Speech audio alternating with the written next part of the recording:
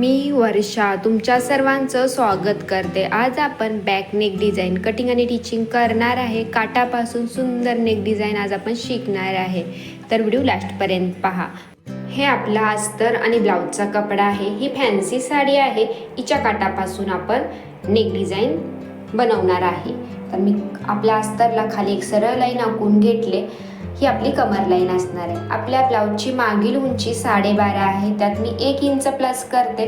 13.5 inch आपण मागील उंची घेतोय किंवा 13.5 इंच आपण मागील उंची घेतोय आणि सरळ लाईन आखून घ्या. ही लाईन आपली शोल्डर लाईन आहे. शोल्डर आपण 5 इंच घेणार आहे. तर ते 5 इंच मी कसं घेते तुम्हाला मी सांगते. आपली अप्पर चेस्ट 30 आहे आणि फुल चेस्ट आपली 32 आहे. तुमच्याकडे जर हा चार्ट असेल तर ह्या चार्टचा तुम्हाला 6वा भाग बघायचा आहे. तर 30चा 5 येतो आणि 32चा 1.25 येतो. तर आपला गळा डीप आहे म्हणून मी 30 प्रमाणे घेणार आहे. तर मी 5 इंच शोल्डर घेते. आल्या लक्षात. आपला गळा खाली फक्त 3.5 इंचाची पट्टी येणार आहे म्हणून मी 30 प्रमाणे घेतली. सेम 5 इंचाला मी खाली एक मार्किंग केली आणि ही मुंडा लाईन आखून घेतली. शोल्डर जेवढे घेतले तेवढंच तुम्हाला मुंडा घ्यायचा आहे 5 इंच. मुंड्याला सुद्धा सेम मी 2 ठिकाणी मार्किंग करणार आहे. छाती लाईन आखणं सोपं होतं आणि ही छाती लाईन आखून घेतली. इथंपर्यंत समजलं तुम्हाला. आता आपण 7.5 इंच आपल्या छातीचा चौथा भाग आणि त्यात 1.5 इंच शिलाई मार्जिनिंग असं आपण टोटल 9 इंच छाती घेतली आहे. आणि 32 प्रमाणे घ्याल तर तुम्ही 8, 32चा चौथा 8, त्याच्यातनं अर्धा इंच वजा करायचं आहे 7.5. तर तुम्ही 7.5 असं पण घेऊ शकता किंवा 30चा चौथा 7.5 हे असं सुद्धा घेऊ शकता.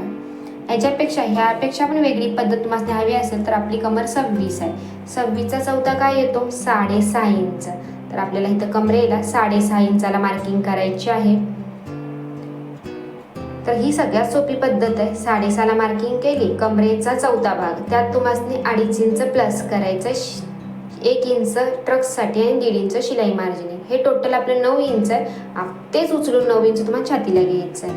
तर अप्पर चेस्ट फुल चेस्टमध्ये कन्फ्युजन असेल तर कमरेचा चौथा 2.5 इंच प्लस ते मापच वर घ्यायचं आहे. ही सोपी पद्धत आहे.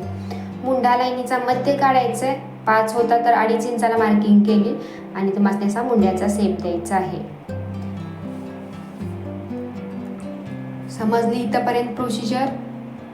आता आपल्याला हा मुंडा गोलाई मोजायची आहे. कमरेचा चौथा काय आलाय 7.5, त्यात 1.5 इंच शिलाई मार्जिनिंग प्लस करायचे. तर ही गोलाई तुमची 8 आली पाहिजे. तर हे बघा मी मोजून दाखवते. माझी 8 इंच येते.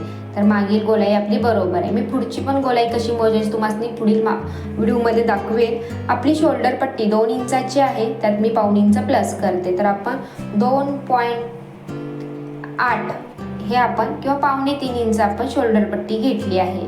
आपली गळा रुंदी 2.25 इंच राहते. ती 2.25 तुम्हाला खाली एक मार्किंग करायची आणि सरळ लाईन आखून घ्यायची.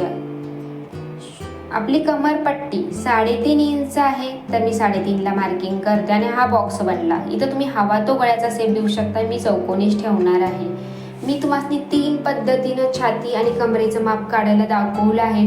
तुम्हाला यातली कोणती पद्धत आवडते मला कमेंट करून नक्की सांगा. आपलं अस्तर कटिंग कंप्लीट झालं आहे. आता आपण ब्लाऊज कटिंग करायला घेणार आहे. मी चौकोनीच गळा घेणार आहे. मी याला फ्रिलची स्लीव डिझाईन किंवा अम्ब्रेला स्लीव डिझाईन शिवली आहे. त्यामुळे माझा कपडा संपला होता आणि मागील भागासाठी हाच कपडा राहत होता. तर मी याचं पॅटर्न ह्या पद्धतीने घेतलं होतं. हे बघा, ही अम्ब्रेला स्लीव मी व्हिडिओ अपलोड केला आहे. तुम्ही नसेल पाहिला तर जाऊन पाहू शकता. तर मी हे असं काट कट करून बाजूला काढले आणि ह्या काटाला बरोबर मधून शिलाई मारली.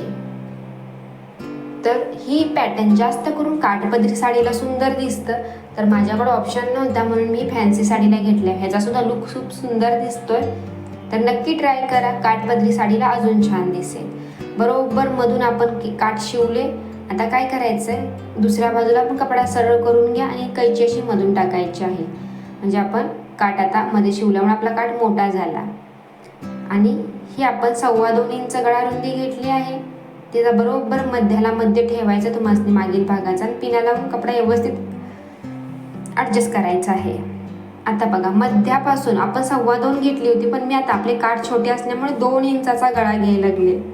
सेम 2 इंचाला मी सगळीकडे मार्किंग केली आणि हे बघा आता मी 2 इंचाला गळा बॉक्स चौकोनी बनवायला लागले आहे. ह्या गोष्टीकडे लक्ष द्या. कारण की मी जर 2.25 इंच घेतली असती तर जो मी पॅटर्न बनवणार आहे तो यामध्ये बनला नसता, कारण की काठ आपले सगळे कट होऊन गेले असते. म्हणून मी 2.25च्या जागी 2 इंच गळारुंदी ठेवली आहे. तर मी गळा आखून घेतला. आतमधला आपला चौकोनी हवा तेवढी शिलाई मार्जिनिंग ठेवायची. एक्स्ट्रा कपडा सगळा कट करून काढायचा आहे.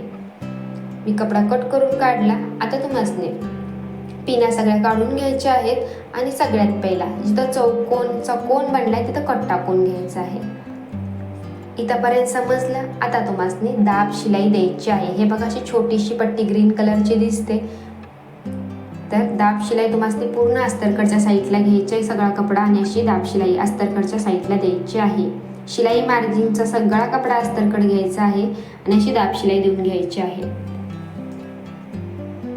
तर मग दाब शिलाई देऊन झाल्यानंतर आपला हा सगळा गळा इझिली पलटी होतो. हे बघा असा.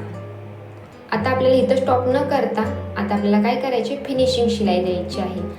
म्हणजे आपला अस्तरकडच्या साईडला आणि ब्लाऊजचा कपडा ब्लाऊजकडच्या साईडला, असं एकदम किनारीला आपण फिनिशिंग शिलाई पण देणार आहे. साडी स्मूथ आहे आपली, त्यामुळे कपडा सरकतो. तर मी असं खेचून व्यवस्थित करते आणि किनारीला बरोबर शिलाई मारून घेतली आहे. तर आपला हे बघा, जो ग्रीन कलरचा काठ होता तो आपल्या गळ्याला आणि कमरेला आला आहे. आता कपडा स्मूथ आहे तर मी असं फेविकॉलनं चिपकून घेते.